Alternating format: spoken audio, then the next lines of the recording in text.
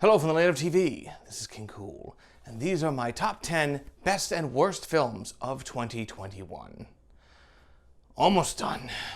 So I didn't see any movies in theaters until about May, because that's when, I got that. So stuff that came out before that won't be covered, like Godzilla vs. Kong or anything. There was also the Tom and Jerry movie, which I watched because they talk about it in the Razzies. And that is unbearable. It would be on the list somewhere, but the list is already done, so just whatever you do, don't watch that. We'll talk more about that if I ever finally do that video about the Razzies. Because I didn't see as many pictures, there aren't as many runners-up this year, so there's only one I really feel like talking about. Runner-up, don't look up.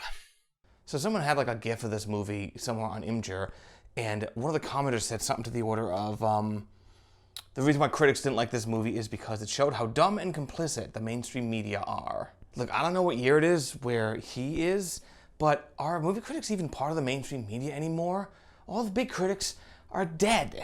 Personally, I didn't like Don't Look Up because it doesn't use the satire in a way that is useful or illuminating or even cathartic. The last Adam McKay satire sort of thing, which was Vice from a couple years back, that was kind of the same way. It just sort of sits there. And the main thesis of this entire movie is apparently, wasn't Dick Cheney a bad guy? Yeah, we got that one. You didn't need to make a whole movie to unpack it the way you did with something complex like the financial stuff in The Big Short. I don't get what you're driving at here as far as, especially in 2018, we're really going to hold Dick Cheney's feet to the fire and be like, yeah, let's stick it to him. When there's so many other more worthy targets at this point who actually still have power. The fact that we have to rely on his friggin' daughter to try to save us from friggin' this thing is utterly ridiculous. Number 10, Jungle Cruise. Hey, look what's coming back. It's the spoiler hat. So yeah, we're going to talk about spoilers for Jungle Cruise if you give a crap. So at the very end of this movie, they get the tree from Doolittle and it starts having its eternity leaves or whatever, but then it immediately starts to wilt because apparently it's made out of francium-215 or something. So they only end up getting one of them. So who does she choose to heal with this one incredibly valuable leaf? She heals the one person who was going to live forever and now won't because she cured him. That was the best you could come up with? This shows how, you can have two very good actors in it, even if they don't have what they call chemistry, and it doesn't matter if the movie just isn't put together with any care. Like Men in Black International has more going for it than this picture. This movie desperately wants to be a pirates movie, but it needs someone like a Gore Verbinski or, I guess, a Jerry Bruckheimer. I don't know which one of them was more responsible for the style in the first three movies, but those movies are technically rock solid. This just isn't shot in a way where the action flows. It's very jittery. Maybe if you don't edit film, you won't notice it as much as I did, but it just almost felt like you shot it and it was like one of the people left the scene or died or something, and you just got to put what they had together. Maybe the director just didn't have a clear vision of it at the start, but this movie just is not well put together at all. I don't know what the Pirates movies got that this movie don't got, but whatever it don't got a lot of it. Number 9, The Hitman's Wife's Bodyguard. That's right, Eternals was not the worst thing that Salma Hayek did this year. Look, I stuck up for the first movie. I thought that one was a reasonably funny R-rated comedy. There's a critic out there, and every time I say there's a critic out there, I'm usually talking about one or two different people, because how many critics are there out there anymore anyway? But there's someone who gave Logan Lucky the best film of that year, I think it was 2017. He said that was the best movie that came out that year. And my response to that is, Logan Lucky ain't the best movie that came out that day. So I liked the first movie just fine. But apparently, the makers of this movie really wanted to get in that game show that's sweeping the nation, Make Me Look Like an Asshole! This is one of those terrible action comedies that just turns up the violence on the action in order to make the audience laugh because the humor isn't doing it. I don't blame Salma Hayek for coming on and playing this dreadful stereotype, because I'm not here to tell her what she can and can't do. And if it was funny, I wouldn't have cared. But this one isn't. This movie stinks. In action comedies, the action usually isn't any good anyway. But I just realized this is the same year as Free Guy. Holy cow, I just realized that. Where the action in Free Guy is pretty dang good. And the action in this is really bad. So this action comedy has bad action, bad comedy, and bad performances from people who are normally funny. So this movie is dreadful. Like, this was a real surprise that it had to be this bad. Number 8, Dear Evan Hansen. Look, the internet completely kicked the crap out of this movie, and I wanted to give it a chance. The first 2 songs in this movie, which are Waving Through a Window, maybe just by virtue of being the first song, and Sincerely Me, which is a really different song in the movie, are both excellent. And normally, a movie with these sort of good bits would have missed the worst list. But again, we're working on a smaller number of movies this year because I only started seeing them in May. And as I look at the other runner-ups that were here, like Snake Eyes doesn't have a scene as good as those, but I don't think it has anything as bad as some of the awkwardness in this movie. What really kills it is the fact that every song after those 2 are all the same. It starts out soft, and then a thing, and he starts to go bigger and bigger and bigger, and it doesn't really move anything forward. It's all about, this is how I feel right now. It was the same thing with Greatest Showman. Especially if it's Ben Platt. His songs get so big it's ridiculous, but when the 1 or 2 songs that he doesn't sing in, they're not trying quite as hard as he is, because the whole reason of this movie's existence is to try to get him an Oscar, which is the reason why he's singing so hard, he's emoting so hard. The problem is he's trying to drive on 2 streets here. To get an Oscar, you need to have big emotions and big, powerful things like this. That's usually how you get it. But in musicals, you usually don't have to do this because of the greater distance between you and people. You're not usually killing yourself on trying to show how much you're going through. And with it being like so close up, whatever, as he's like singing his butt off, you see like the scenes where he's like doing the thing, he's all like, he looks like he's gonna drop. He's so red and veiny and everything else. He's just like, he's trying so hard because that's the whole point. Is he wants to take the role that he originated and turn it into an Oscar performance, because people have done that before, I'm pretty sure. But that's the whole reason for this movie to exist. And that central decision just sinks everything. Aside from the fact that Dear Evan Hansen might not even be that good of a musical in the first place, but that's neither here nor there. Again, I feel bad putting it on the worst list, but it just, none of the things below it made any sense to put on here, so I was like, all right. And this isn't the worst movie with this particular theme on this list. We'll see it later on. So that's why this list is really weird. Normally, like, having overlapping themes like that would knock one of them off, but not this time. Number 7, Spencer. In Spencer, Kristen Stewart gives an absolutely amazing and very realistic portrayal of Princess Diana on the verge of her divorce. But the movie is peppered with these stress-induced psychoses, these things that only she can see. And I think that is an absolutely tasteless way to try to add some zip to this story. As far as I'm aware, she never experienced this. Maybe she did, I'm not sure. But the movie plays it like it's a horror movie. It's awful. They literally have to make up characters to make things move along here, like the manservant character who I'm pretty sure isn't real. And I'm also pretty sure that the longtime friend who confesses to Diana that she's a lesbian and that she's in love with her, I'm sure we would have heard about this if this were true. But why tell the story like this? This is extraordinarily tasteless. There wasn't enough drama in the real story that you had to spice it up with this. This could be one of the most tasteless biopics ever made. And yet it is not the most tasteless biopic on this list. We'll get to it. Number 6, Venom, Let There Be Carnage. Venom 2 stinks, absolutely reeks of obligation. And it looks like it was only made because they allegedly promised it in the last one. I'm like, y'all didn't have to do that. They're like, no, I said it would. Venom 2's only saving grace is that it is absolutely as short as possible. A thin 90 minutes, just clipped right to the bone of only things that you need to barely understand the plot and to get it moving. But it's just as bad as the first one, without any of the bright spots that the first one had, as far as it being kind of weird and audacious. At least they were able to get Woody Harrelson a good wig this time. So hold on a second. In the post-credit scene, they seem to try to tease a way to try to bring Venom into the Spider-Man universe, like, I guess into the MCU in general.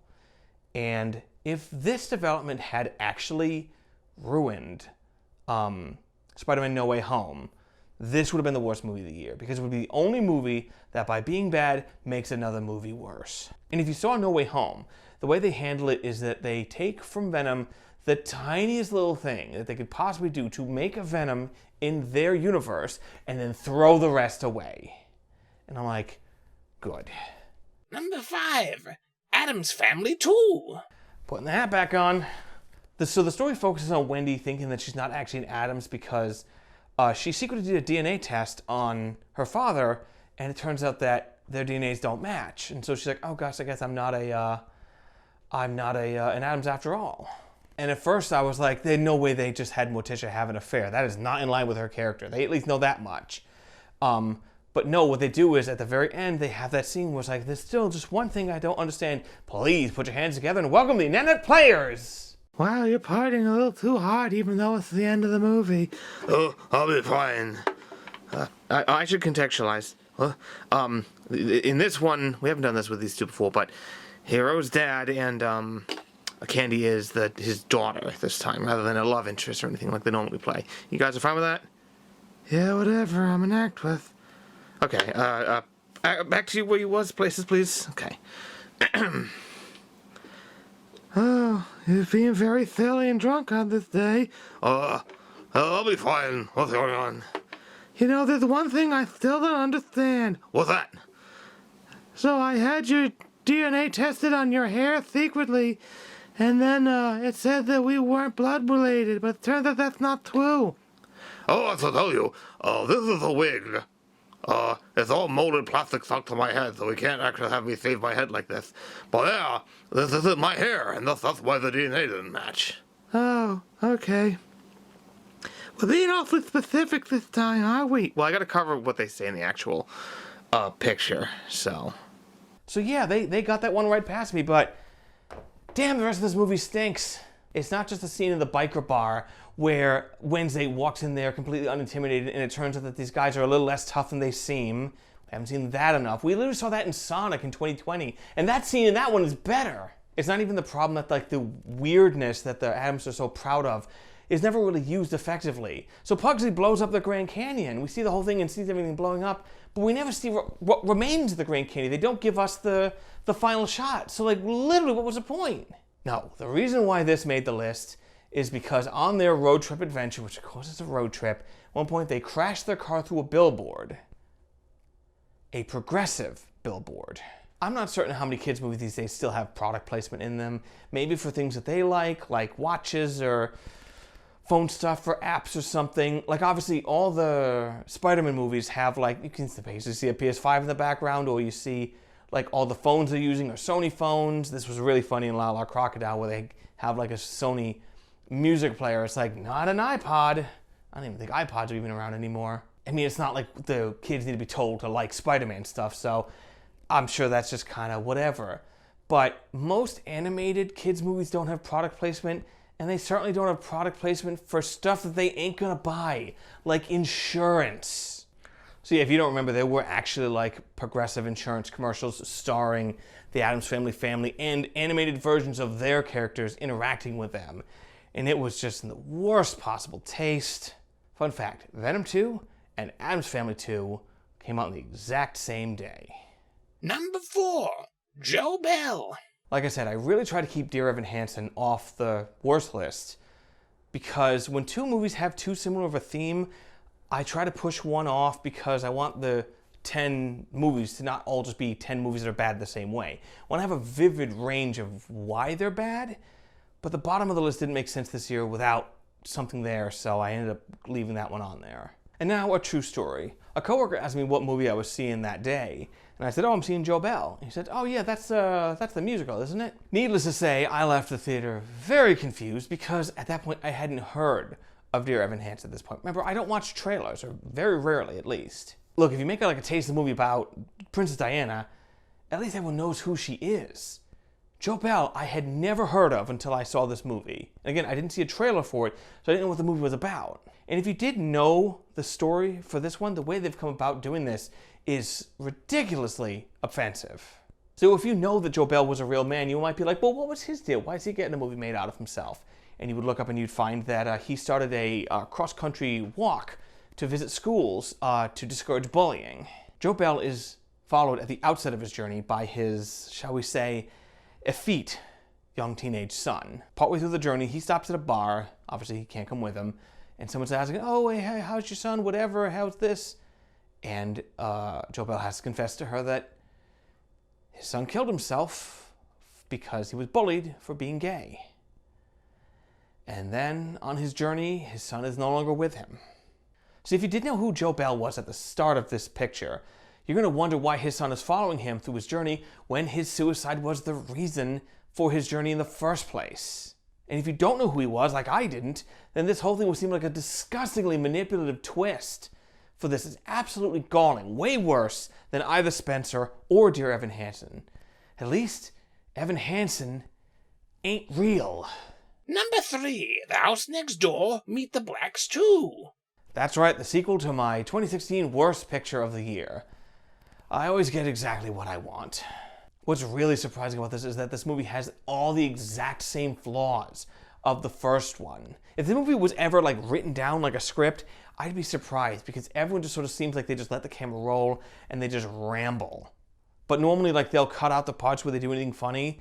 But Mike Epps apparently just is not a skilled improviser, so he just lets it hang and just sort of blathers. Say what you will about A Haunted House 1 and 2, but they were both meant to be found footage movies. So they both benefited from the spontaneity of improv. This is not meant to be like a found footage movie or anything. This is just a thing where it looks like they just point the camera at Mike Epps and they just let him talk without any preparation or without apparently any skill as an improviser, which is really shocking. And they just left it in the movie because they didn't have anything else, and who gives a crap?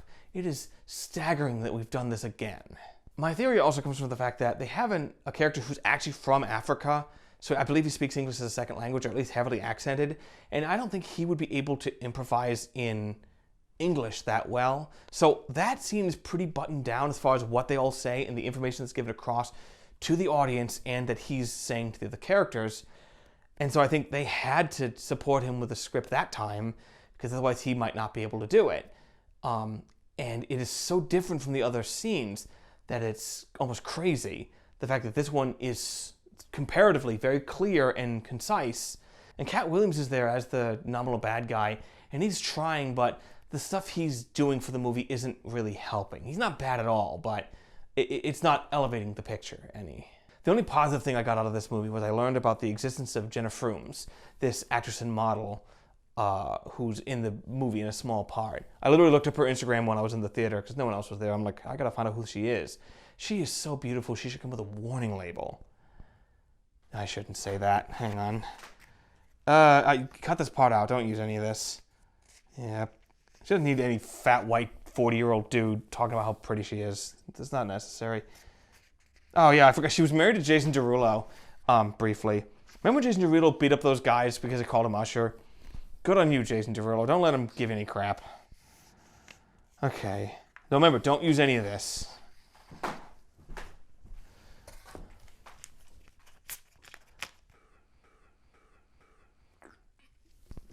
Ah, mango drink.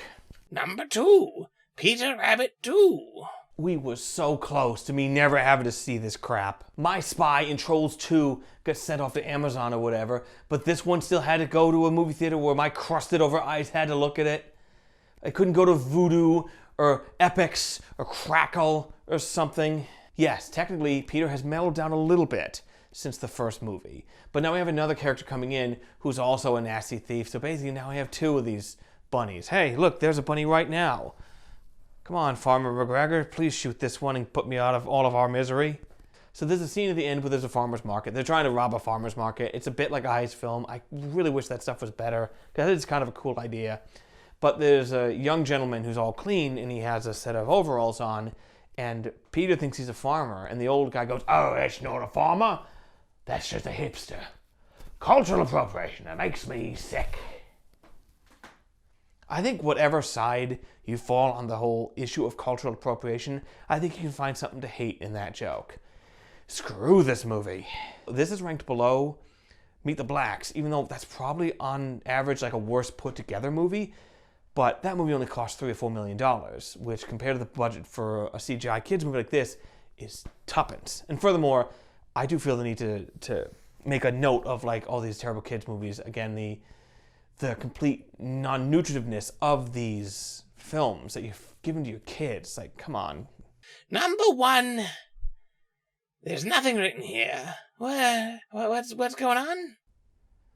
I never, ever wanted to see another Matrix movie. They mean too much to me, and I knew it would just mess it up. But once I knew they were going to do it in like 2017, I'm like, fine, whatever. you can't hurt me anymore. Look, one of the reasons why The Matrix appeals so much is because it takes a universal metaphor and expresses it with panache. Everyone can look at The Matrix and see whatever intractable systems that they can't escape and feel great about the notion of finally being liberated from it. Whatever rat race you're in could be the thing that The Matrix is about to you. Since then, the Wachowskis have said specifically that the Matrix represents the gender binary that they were trying to escape. Now, sometimes you write about things without even really knowing what you're writing about, but if anyone's going to say, if they say that, like, yeah, this is what we meant the entire time, I'll give them the benefit of the doubt on that one. But I'm also the one who thinks that J.K. Rowling was sort of like, oh yeah, Dumbledore was always gay. I believe her, at least on that. Matrix 4, on the other hand, is about Lana Wachowski being forced to make a new Matrix movie, even though she doesn't want to. It's as shallow as that. And it uses like meta commentary and like sort of humor to try to take the piss out of the fans who wanted a Matrix 4. So, I mean, they're not talking to me. I said what I wanted. I had my 3 and that's fine. I didn't want any more. This movie has to put itself into like 50 pretzels just to make this movie happen at all, because obviously like it's kind of hard to bring Thomas Hansen back for this one, but they somehow do. He's back in the Matrix somehow. They've sort of warped his memory. The events of the originals are no longer like historical fact, but they're video games that he developed. And then when they're trying to make a 4th video game, they literally name drop Warner Brothers and say, hey, people want us to make another one. And like, okay, I guess we'll do it, whatever. So it's like meta on meta commentary. They have all these people going out and talking about what they think that the Matrix means to them, and they all clearly don't get it because they're all saying stupid stuff. And this is unbearably tedious, and it's the better half of the movie by a mile. So once it gets to like the actual Matrix stuff, like the stuff when you leave the Matrix and you jack in Zion or whatever the new city's called, this movie gets unbearably dull, because the thing that the first 3 Matrix movies were strong at, this movie is inexplicably weak at.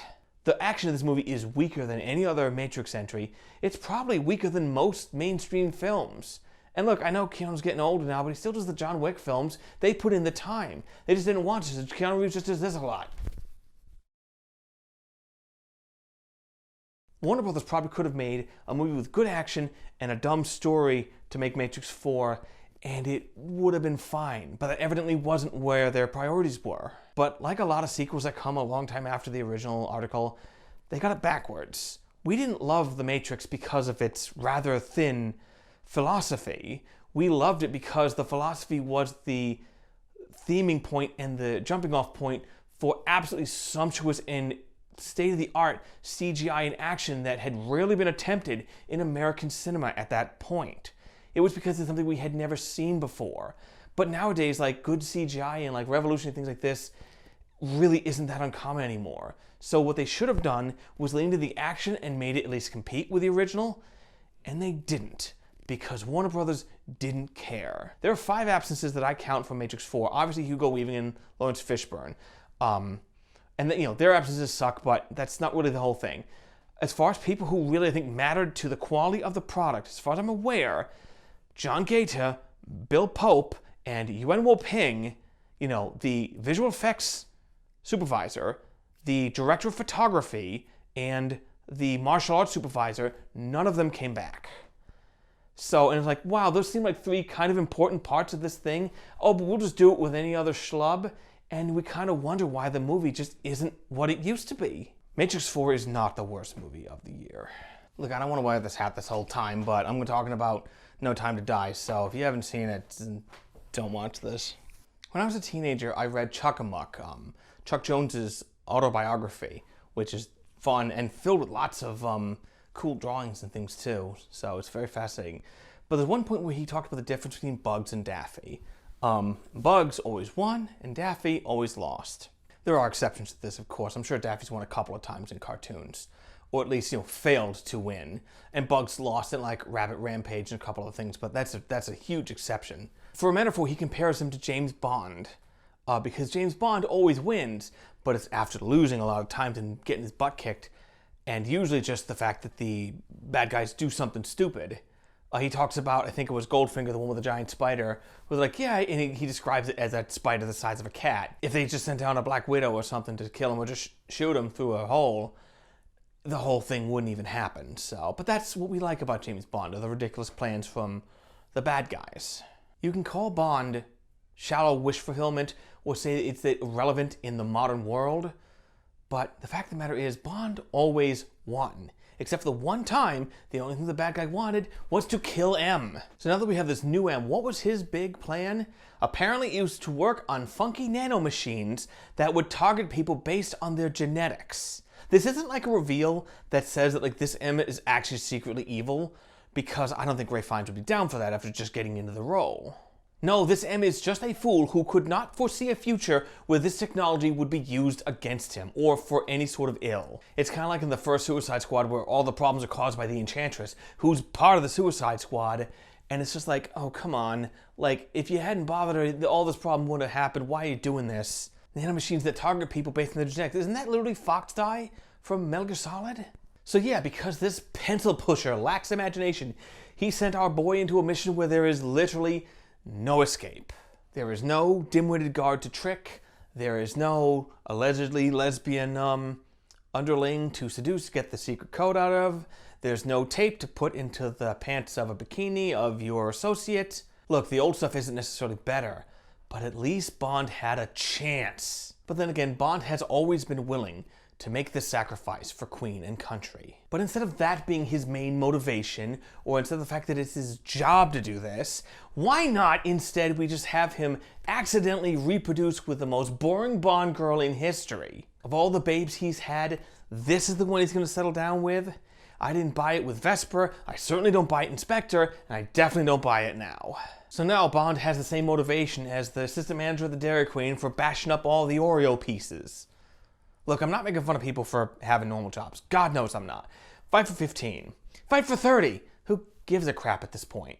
But the point is, why change Bond's motivation from this thing that is big and important and noble to something that is punishingly ordinary and, let's face it, selfish? Oh, now I have to save the world because otherwise how else will my gametes continue on in the world? Look, dog, I'm pretty sure you have like 4 or 5 illegitimate kids in Russia alone. You're probably good, all right? Oh, so now James Bond wants to save the world because he has a little genetic legacy to move on. James Bond's legacy is not letting the world fall into tyranny. James Bond saves the world because that's where he keeps all his shit. You know, if this really was the best plan that the people in charge of Bond could come up with, maybe they shouldn't be in charge anymore. Neither one of these are the worst movie of the year. They're really not. But no idea this year was quite as bad as let's make a sequel to a movie that was never good. Number 1, Space Jam: A New Legacy. I don't object to making another Space Jam without Michael Jordan. I object to making one without any good ideas at all. And LeBron is an excellent basketball player, so why not? The problem is that they don't ever let them play basketball. When you finally get to the game, the like robotic, crazy new monsters that they have, I forget what they call them even, they just score like 900 points at one point, and they're like so far down, they're like, oh, well, I guess the game's gonna be bull crap, so they're gonna pick up a bunch of points later to put them back up.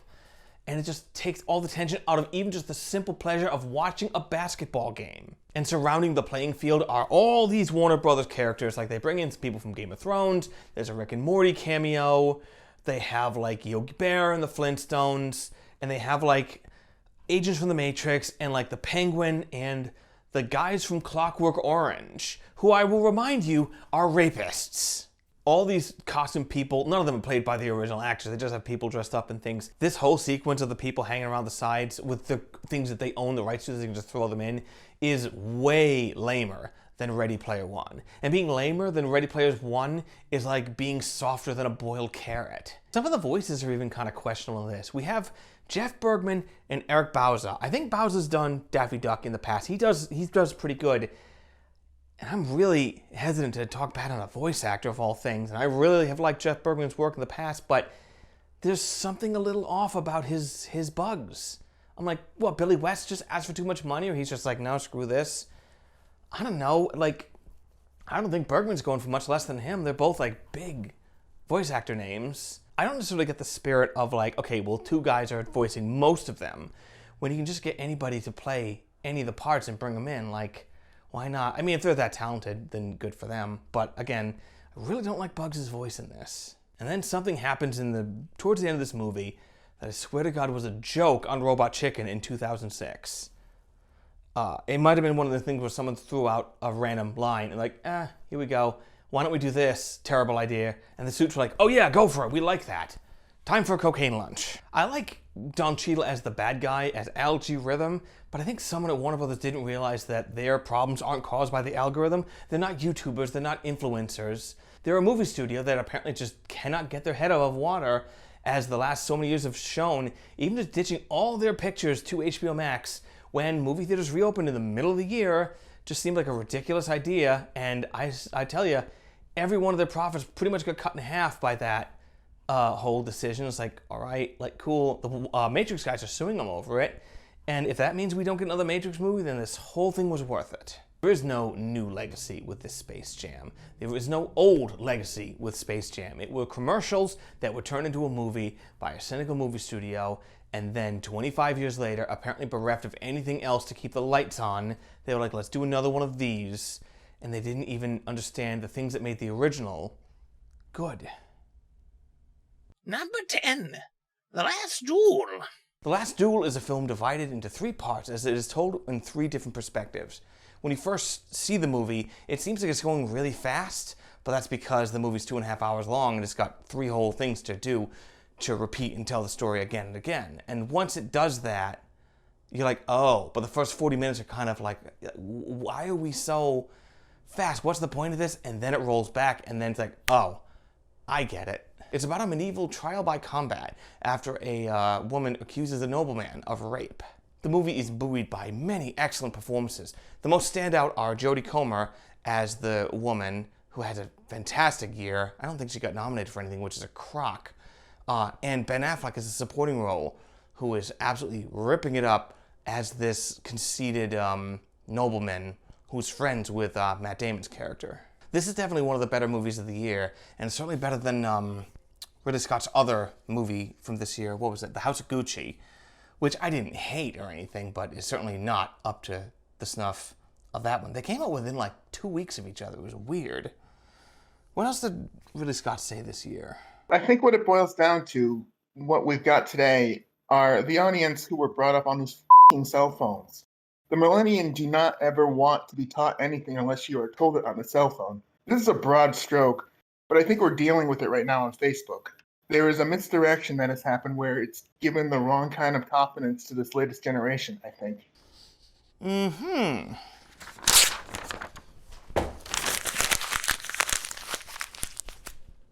Screw this. From here on out, a filmmaker blaming an audience for his movie underperforming automatically disqualifies you from the best list. Just have some decency, why don't you? He says that the promotion was good. He said Disney did a good job promoting it, which I don't remember seeing any commercials for it. I don't think they had like the little, the little thing that runs under like part of the interruption, because it's like Disney and ABC and ESPN are all owned by the same people. They didn't have things like, hey, come check out The Last Duel, because I think they just knew it wasn't going to appeal to all the guys who want to learn all the football scores. But then again, isn't that the rub? Like, he doesn't necessarily have to have the same audience come back, but he does need Disney to come and pay for the check for his next movie, so he can't blame them, can he? Oh, why did nobody watch my movie? Because you made a movie about 14th century France! He's got this other quote here. You can't win all the time. As far as I'm concerned, I've never had one regret on any movie I've ever made. Nothing. I learned very early on to be your own critic. The only thing you should really have an opinion on is what you just did. Walk away. Make sure you're happy.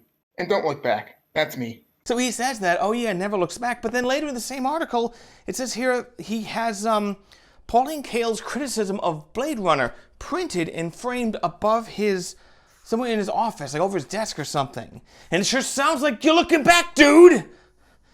Way to not give them the power. Like I said, all the big critics are dead. Pauline Kael died in 2001! Well, that leaves my list here without a number 10. What should I put there? Screw it, I'm going to give it to Reminiscence. Number 10, for real this time. Reminiscence. This is a fun little sort of detective movie about a world where they use these things to look at your memories, which means, crucially, you can't lie to the detectives. It's used in a lot of interesting ways in this picture too. Knives Out had their own way of stopping one of the characters from lying to the investigators. But the fact that you can actually just trust everything the investigators say and there's still a compelling mystery is really interesting. As far as detective-style stories about memory and loss and grief, I certainly liked it better than Last Night in Soho. Look, Last Night in Soho isn't bad by any means, but maybe it's just got one too many needle drop moments in it. But then again, like earlier this year, there was Cruella, which I think I started writing them down when I saw it, and I think there were like literally like 20. I mean, Cruella is, I probably should have talked about that in the runner-up, as far as like, that movie is entirely buoyed by the two central performances in that one, because otherwise I think that movie's kind of lame. But that one I think is definitely worth watching. Give that one a check out. And anyway, I don't like to rip on people's performances in movies, but the main character in Last Night in Soho, her British accent is so weird. But I think what it is, I think she's from New Zealand, so the fact that it was like this kind of slightly off British accent in this, and she's meant to be, I believe, a British woman. And when she's got this like bad accent, you're just kind of like, is she just an American? Or is she just like pretending to be British? Is she just really crazy? And with the themes that they explore, you don't really want to make us not trust the main character of this. I mean, that could make for an interesting twist, but I was just like, what the heck is up with her? So whatever, she can compete with, what's her name, the younger sister in Black Widow for worst movie accent of 2021. And I people say that she's good, but that accent, it was literally like, okay, we can either have you, or we can have Renee Russo from Rocky and Bullwinkle. I'm like, what's up, Renee? I think that might be the only thing I've seen her in so far, but maybe next year I see her in something and I'm like, yeah, she's good, but like, is it worth making this big of a deal about? But that also involves that movie, so whatever. Number 9, The French Dispatch. Say what you will about Wes Anderson. If it wasn't for Wes Anderson, then we wouldn't have Wes Anderson films. Look, I finally got my taste for Wes Anderson's brand of it when I finally explored the whole thing. And sometimes I find it tedious, and sometimes I find it joyous. And The French Dispatch I really enjoyed. It might be helped out by the fact that there's 3 separate stories that don't intercross or anything. They just have, here's a story, here's a second one, here's a third one. And the second one's not really as good as the other 2. But, you know, by the time it's gone, it's only hanging around for a half an hour. As opposed to an entire movie based on that, probably would have gotten tedious. But it changes up enough, and it's quirky and fun, and changes with filming styles, and even bringing animation to keep things lively and quirky, obviously. I don't like calling things quirky, but if you look up Wes Anderson in the dictionary, there's a picture of quirky next to him, so whatever. This is also the first time I saw Léa Seydoux in a picture where I actually really liked her performance. Maybe Death Stranding warmed me up to her a little bit. After all, when you're putting together your last issue, wouldn't you like to see something interesting? And now, a true story, and a pointless aside.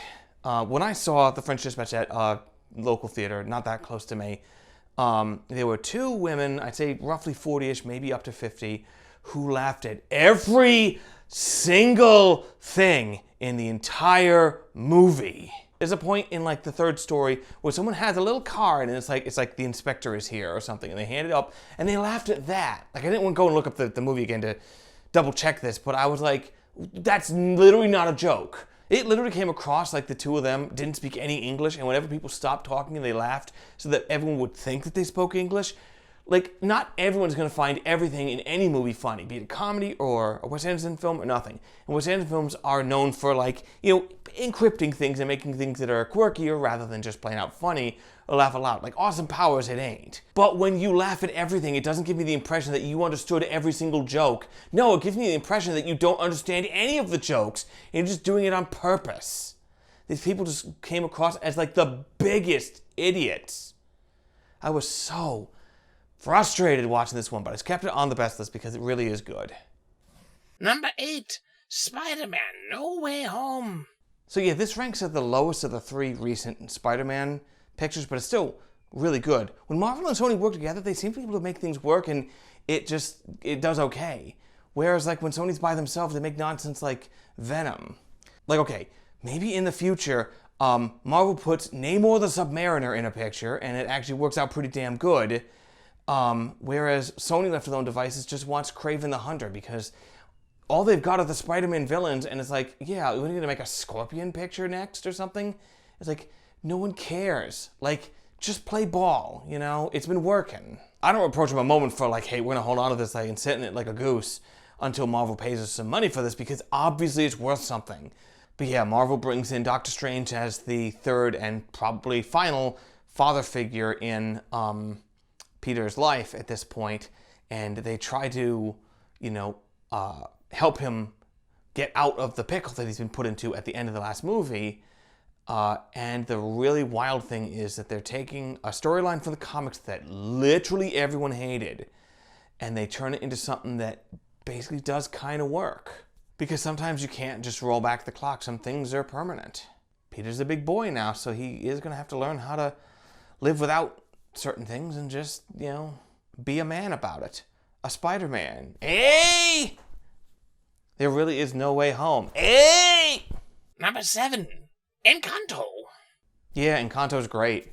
I was sort of met on a couple of the songs. I was a little surprised to hear Bruno play on the actual factual radio, but I guess there was just something weird about the music industry at the time. The fact that like during, you know, the outbreak, like there wasn't like there's no concerts, there's no things, a lot of the things that sort of would change the landscape of music just didn't sort of move. So in like late 2021, when some popular songs come up, they're like, well, whatever, Let It Go was on the radio occasionally. Go ahead and put this on there. So I thought that was weird, but, you know, it's not even my favorite song from the picture. No, Encanto did not make me cry. Usually I do about 1 year of those. I don't think I actually had one this year because of the shortened schedule. However, the story of, you know, Colombian refugees having to escape and creating a land for themselves to live, we must remember that real refugees can't just make new land. And so the media forces that want us to really hate friggin' refugees who have like less than nothing are really just evil and twisted. Why can't we make a little bit of land and send all of those commentators there so they can live and we don't have to deal with their asses anymore? That would be nice. Seal them up, send them to the bottom of the ocean, never look at them again, and I'll be here with my colorful skirt and my arepa con queso. I don't even like cheese. Number 6, the card counter. At first blush, the card counter's life seems pretty good. He goes from poker tournament to poker tournament, making a living playing a game. As it turns out, it's not quite that simple, as he's an ex-con who doesn't really have that many other options. And he encounters a young man who is evidently just salivating at a chance to enter the world of crime, seeing it as his only opportunity. Oscar Isaac is the king of the disaffected monologue with a sea of emotion churning behind the eyes. Can he stop this young man from making a terrible mistake? Or is he just his own latest mistake? Wasted on the young, I tell you. Number 5, the Green Knight. In the world of the bad remake, what's better to remake and deconstruct than Arthurian legend? I couldn't tell you why half the stuff happens in The Green Knight, but I know it's because a director had a vision about it. People complain about, like, you know, rediversifying casts and things like this. They were complaining about it with that Lord of the Rings show from next year. And the thing I've been saying is, I'm like, hey, if you were a, you know, skinny, slight black guy who was like 5'3", maybe acting opportunities don't open up for you as readily if you had a body type that matched the cultural stereotype of African Americans, and maybe you would love to play a hobbit, you know? So I was like, whatever, let people do whatever they want. Why is Dev Patel Gawain? Because Dev Patel is great. If you don't know the story of Gawain the Green Knight, there's a story about a man, the Green Knight shows up at this Christmas party and says, anyone may lay a blow on me, and I will put the same blow on them, no stronger, 1 year hence. And Gawain does it, knocks his head off, and the guy picks his head back up and says, you know, I'll see you in a year. And there's a story about that whole thing, but reinterpreted in this wild fantasy thing, where the Green Knight himself is this absolutely fascinating character with this green patina. He almost looks like an old statue that has come to life. And every time he moves, it sounds like a tree is falling. Unless you have a great sound system at your home, it's too bad if you didn't see this in the theater, because the sound design of this movie is astonishing. And I don't really know what's going on for some of the stuff, or why some things happen, or why there are giants, or why that woman like did what she did in the bed, but there's a certain point where that doesn't matter. Like, it's about the full story and about the most expertly crafted climax of the year. And I'm not talking about what happened to that bed. A! Is this cool? Is A cool? You would tell me if A wasn't cool, right? It's a new thing I invented. But when Gawain and the Green Knight meet again, Gawain's not quite the same young man that he was. The Green Knight is pretty much the same guy, because I think he knew what he was about for a long time now. But anyway, and Gawain does what he said he would do, even if it was the stupid bravado of a young man who no longer exists, and bully the consequences. And best of all, we're going to have endless debate of whether or not The Green Knight is a Christmas movie, just like with Die Hard, because that never gets tiresome. Number 4, A Quiet Place Part 2. So this was like the third or fourth picture I saw when things reopened, and obviously a movie about the end of the world might not have been really what I was jonesing for after 15 months away from my local theater. What can I say? This is a fine sequel to the original. I didn't really want a sequel, but the way they've expanded the world is for the most part pretty good. But then there's a moment where they find a place where the world doesn't seem quite as disrupted as it was by everything else, and everyone's sort of pretending that the apocalypse didn't happen, and I almost lost it. Not what I needed to see in mid-2021, I'll say. But yeah, Quiet Place 2 is good, intense, and fun, just like the original. If you've seen the first one, I'd give the second one a shot. Now, forgive me if I'm wrong, but wasn't Krasinski also the guy who did that show with his kids about good news, like during the opening of the pandemic? And then Viacom wanted a little, and they wanted to try to maybe sell the show, and everyone hated that. And that kind of, I think it took the wind out of their sails. If Krasinski does make a sequel to this film, it might be quite likely that he has sufficient inspiration to draw from as far as trying to make something in a dark time and the forces you face that will hate you no matter what, even if you're just trying to help. Number 3, Free Guy.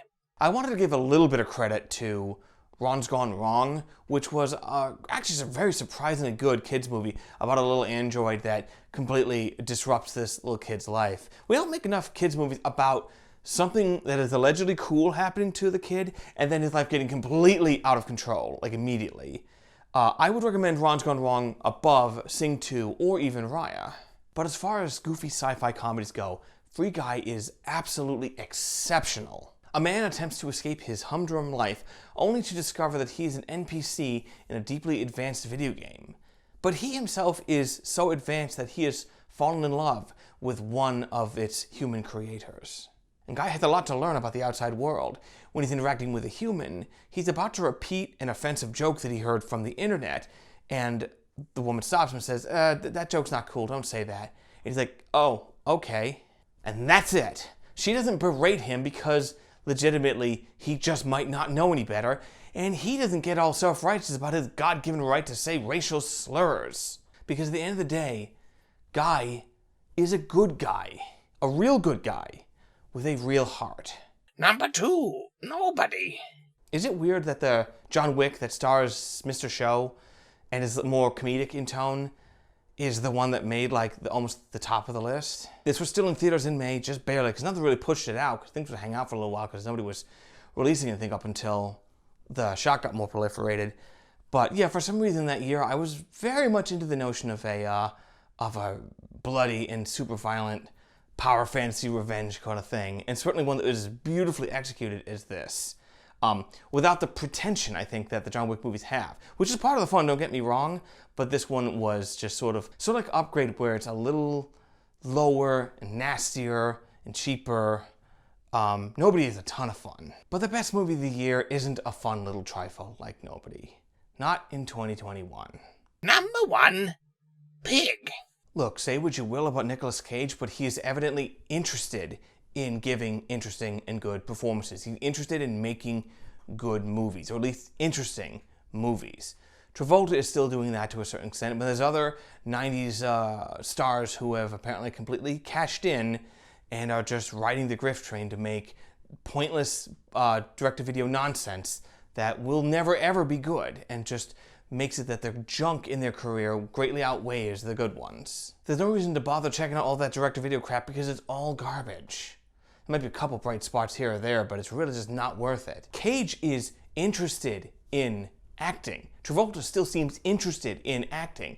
Even Gotti from a couple years ago, which I didn't see, that doesn't get made by someone who's not interested. The point is, sellouts do not make projects like Pig. Cage plays a recluse who lives out in the forest and hunts truffles with his trusty pig. Someone takes the pig from him, and he has to return to the city and to society itself to find out where is his pig. So what happens? Well, you're just gonna have to find out by yourself. I'm serious. Of everything I've said in a long time, this is the one I think people should watch. If you're not already sold on the notion of, oh, Nick Cage, but taken with a pig, I don't know what else to tell you. What else are you gonna do with your time? Like clean your chimney? Like, just do it. I'll be back here in a second. Like, just do it.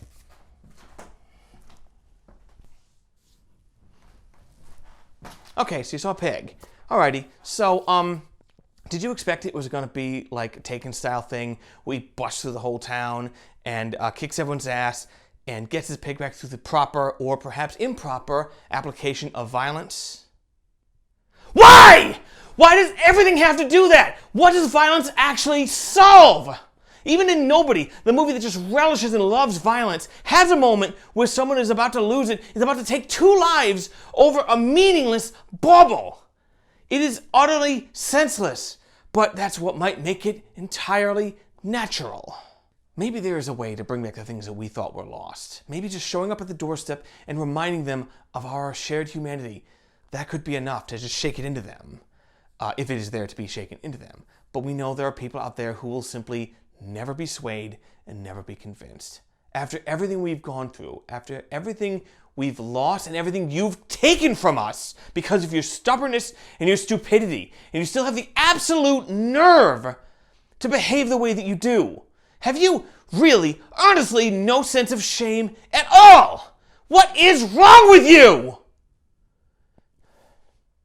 When this is over, some things will come back, and some things won't. Thank you all for watching. Okay. All right. You can't win all the time. As far as I'm concerned, start over.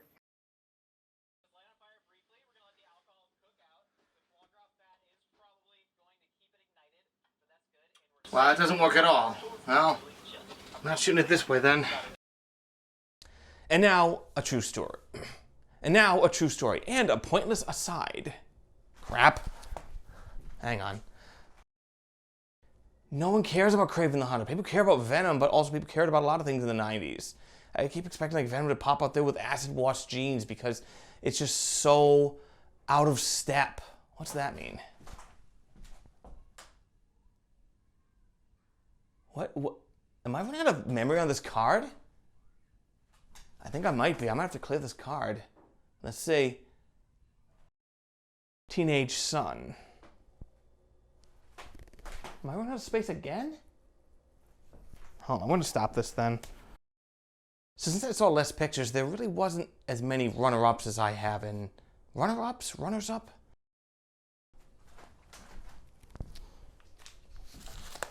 I'll have to iron this one later.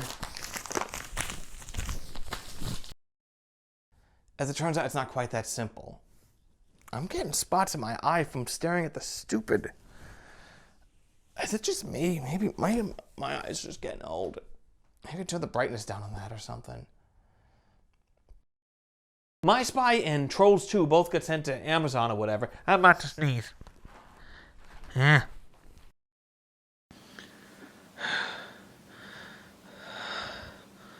Five down. 1 to go.